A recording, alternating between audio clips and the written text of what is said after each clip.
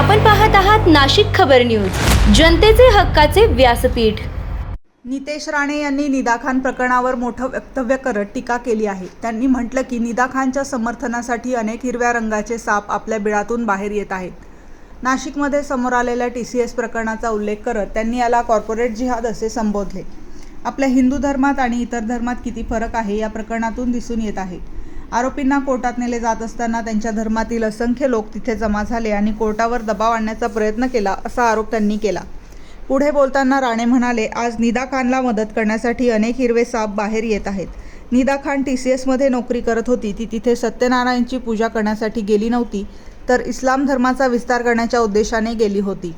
कंपनीने तिला नोकरी दिली जेणेकरून तिच्या कुटुंबाला आर्थिक मदत होईल, मात्र तिने त्या नोकरीचा गैरवापर करत इस्लाम विस्ताराची साजिश रचली। तसेच निदा खान फरार असताना पोलिसांनी तिला इम्तियाज जलील यांच्या पक्षाच्या एका नगरसेवकाच्या घरातून अटक केली। सामाजिक आणि राजकीय कारणांसाठी स्थापन झालेला पक्ष जिहाद करणाऱ्यांना आश्रय देत आहे असा आरोपही त्यांनी केला।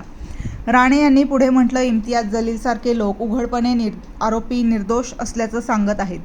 केस सुरू होण्यापूर्वीच नामजद आरोपीला निष्पाप ठरवण्याचा प्रयत्न केला जात आहे, ही त्यांची मानसिकता आहे।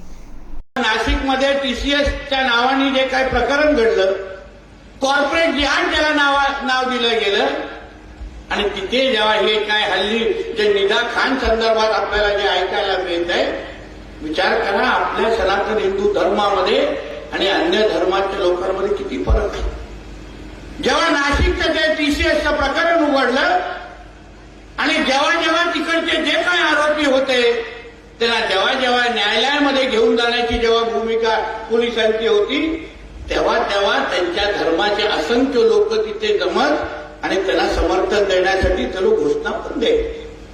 आता पण या निदा खानच्या निमित्ताने बघा कशा बिळातून बाहेर येऊन हिरवे साप तिला मदत करण्यासाठी बाहेर येत आहे। ठीक आहे ना, TCS मध्ये बसून सत्यनारायणची पूजा घालत नव्हती, ती तिथे जाऊन तिचा धर्म वाढवत होती। असंख्य पुरावे नाशिक पोलिसांकडे आहेत।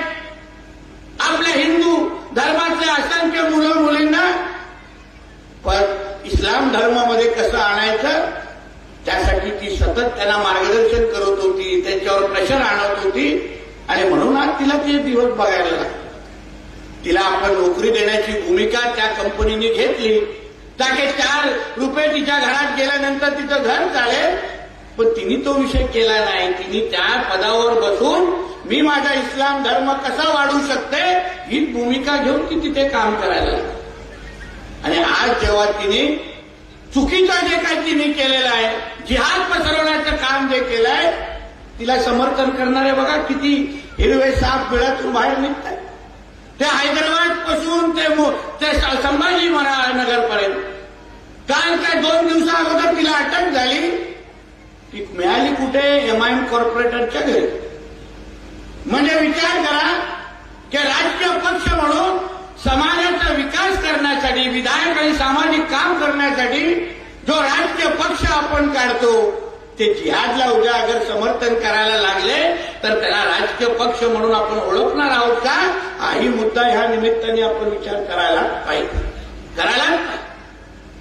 मग तिला समर्थन करणारे कॉर्पोरेटर असतील, नगरसेवक असतील, त्या पक्षाचा प्रमुख म्हणून तो इम्तियाज जलील नावाचा हिरवा साप असेल, ते ज्या पद्धतीने बाहेर येऊन की निदा खान की कुछ गलती हुई नहीं है, हमारी बच्ची निर्दोष है, हे जे काय छाती ठोक पद्धतीने सांगून समाजामध्ये चुकीचा संदेश जे देऊ पाहताय, ते सगळ्या गोष्टी ऐकल्यानंतर आपण खराच्या संदर्भात घेतलेली हिंदू धर्म म्हणून भूमिका ही आपला धर्म हिंदू म्हणून आपल्याला अभिमान वाटण्यासारखी आहे, हे आवर्जून ह्या निमित्ताने मला सांगायचं। आवर्जून ह्या निमित्ताने सांगायचं, आपण कधीच त्या चुकीला समर्थन केलं नाही आणि म्हणूनच तर आपल्या हिंदू धर्माबद्दल आपल्याला सगळ्यांना सार्थ अभिमान आहे।